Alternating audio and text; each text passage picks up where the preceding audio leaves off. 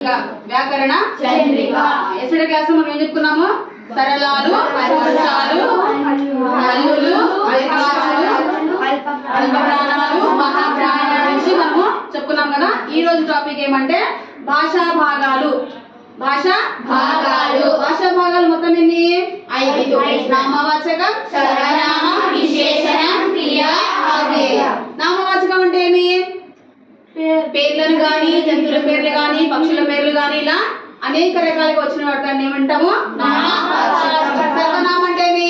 నామవాచకానికి బదులుగా వాడేది సర్వనామం. విశేషణం అంటే ఏమి? ఒక వ్యక్తి యొక్క రంగు రూపాన్ని గుర్తించేదే విశేషణం. క్రియ అంటే ఏమి? ఒక పనిని చేసే వాటిని క్రియ అంటారు. అవ్యయం అంటే ఏమి? అవ్యయం అనగా విశేషణాన్ని, క్రియని రెండింటిని కలిపితే మనం దాన్ని అవ్యయంగా చెప్పవచ్చు. ఓకేనా? ఇవి భాషా భాగాలు మొత్తం 5. నెక్స్ట్ క్రియలోనే సమాపక క్రియ, అసమాపక క్రియ. సమాపక క్రియ అంటే ఏమి? పనిని పూర్తి చేసే వాటిని సమాపక క్రియ అంటారు. అసమాపక క్రియ అంటే దానికి ఆపోజిట్. పని పూర్తి కాని సమయంలో చెప్పే వాటిని అసమాపక క్రియ అంటారు. నుణ్య క్రియలు లేక నిపాత క్రియలు. నుణ్య క్రియలు అనగానేమి? నుణ్య క్రియలు అనగా ఇక్కడ మనం ఏం చెప్పుకుంటాము? కాల పరుషాలు కాకుండా వచన భేదాలలో వచ్చే వాటిని ఏమంటారు?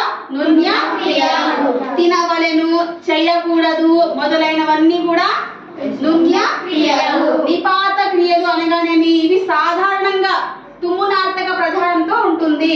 చూడవచ్చు, అతడు, వెళ్ళవచ్చును, ఇవి ఎగ్జాంపుల్స్ గా చెప్పవచ్చు. ఓకేనా? అవ్యయం అనగానేమి? లింగవచన అంటే జెండర్ ఫార్మ్స్. అవునా? స్త్రీలింగ, పుంలింగం. వచనావచనం ఇక్కడ లింగవచనము. పుంలింగం అంటే పురుషుడు, స్త్రీలింగం అంటే స్త్రీలు అని చెప్పచ్చు. ఓకేనా? నెక్స్ట్ వచనంలో ఏకవచన, బహువచన. ఏకవచనం అంటే ఏమి?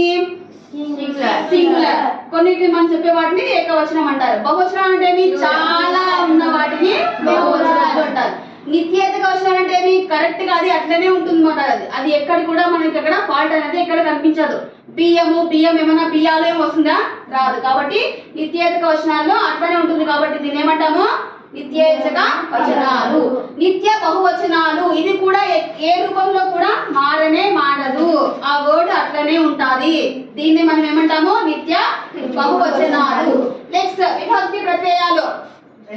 ద్వితీయ విభక్తి, తృతీయ విభక్తి, చతుర్థి విభక్తి, పంచమి విభక్తి, షష్ఠి విభక్తి.